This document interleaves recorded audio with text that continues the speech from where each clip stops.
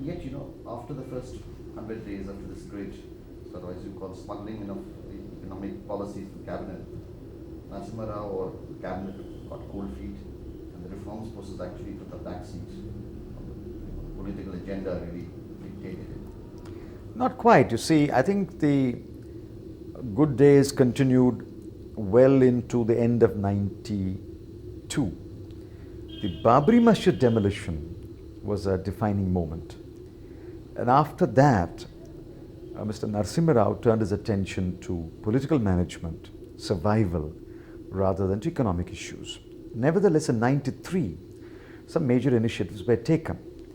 And when I returned to the government in 95 February, some major initiative on trade policy were indeed taken. So, yes, there was a long gap in between. Virtually half of 93, the whole of 94 were wasted years. But then that is the price we pay for people who put on the mask of reformers without conviction. Once the exchange crisis blew over, once reserves started building up, and once 93, 94 and 94, 95 and 95, 96 turned out to be good years, the momentum of reform slowed down, the urgency for reform vanished, and people thought that we're back to the good old days. Of course, another crisis was waiting to happen if we did not continue the reform. And such a crisis did hit us in 97, 98. The Asian crisis had its fallout because we had lost valuable time in pushing the reform process through. Yet many feel that the reform process actually could not also be completed in many ways in a country like India because of the great divide, that those who sort of are below the poverty line, or at least those who do not have a stake in the reform process, could never be taken, and they were the ones who vote. You see, this is of course a popular perception that no government won an election again. VP Singh lost an election, Rajiv Gandhi lost an election, VP Singh lost an election, Chandrasekhar lost an election, and again after that Narasimha Rao lost an election. Gowda lost an election, Gujarat lost an election. No prime ministers won the mandate back. So everybody is very wary of reform. But please remember that each one did carry the reform process forward to the extent possible. If we had not carried it forward, we would be in deep trouble today. We would be a basket case today. We have pushed growth rate beyond the average of the first 30 years of 3.5, the average of the 80s of 5.3, to an average of almost 6.5.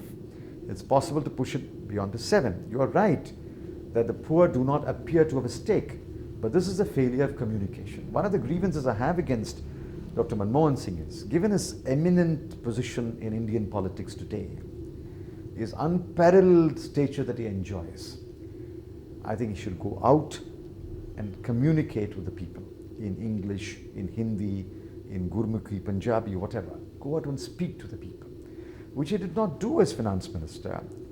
He did not do as the opposition. And I think a great opportunity is being lost. There can be no better person to convince the people to have a stake in reform than Dr. MAnmohan Singh. But he's not doing it. Today it's seen as if the great leap forward in India is with IT. It's almost every chief minister, with Bill Gates here, you see almost every chief minister clambering into the IT bandwagon. When did you first realize that really IT India had the potential of becoming an IT superpower, and that this could probably be the defining thing in many ways for Indian economy? You see, after the Telecom Revolution was set in motion and communications became easier, and the human resources of this country were achieving phenomenal success in the Silicon Valley and elsewhere. As far as I'm concerned, sometime in about 92, 93, I realized there was a tremendous potential for IT software. Therefore, the trade policy became very friendly towards non-goods exports. Earlier, the trade policy was only export of goods. It became very friendly towards software. In fact, I often say that, thank God, software travels across satellites. If only software was physical, the taxman in India would have taxed it, describing it as another kind of footwear. Dr. MAnmohan Singh gave a few concessions to software, but the major concessions were given in the 96 budget and the 97 budget, when we simply removed all customs duties, made it virtually a zero tax regime. Since then, of course, every government has followed that route. But I think the impact came not because of the money or because of the facilities here, but because of our interaction with our people. Anyone visiting Silicon Valley, anyone visiting California, Los Angeles, San Francisco, cannot but come back deeply impressed by the tremendous work our people are doing there. I had visited the US. I was the first minister of the Narasimha Rao government to visit the US. And then I visited again in 95 and in 96 and in 97. And every visit confirmed my view that software, IT, was a major area of potential for India.